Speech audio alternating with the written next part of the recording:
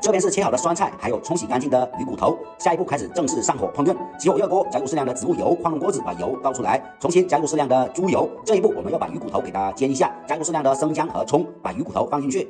不管你熬什么鱼汤，鱼必须要煎过才不腥，而且熬出来的鱼汤更加浓香奶白。然后加入开水，注意一定要加开水啊，冷水不行，这个非常重要。大火滚沸5分钟，期间把它们全部捣碎，让味道涌入汤里面，然后给它过滤出来，浓汤奶白的鱼汤就熬好了。重新起火热锅，不要放油，把酸菜放进去，给它煸炒一下。这一步的目的是炒干水分，炒干水分的酸菜能激发出它的味道，而且炒干水分以后能更好的吸收汤汁，吃着更有味道。炒好的酸菜暂时盛出备用，洗锅动作要快，姿势要帅，3-5秒钟结束战斗。锅热以后呢，加入适量的植物油，再加入适量熬制好的猪油。做酸菜鱼要加点猪油，更香更好吃。下入准备好的蒜子和生姜，煸炒出香味。紧接着下入事先炒好的酸菜，大火给它翻炒个5、6、7、8下，激发出香味。紧接着下入适量的泡野山椒，然后把事先熬好的奶白鱼汤倒进去。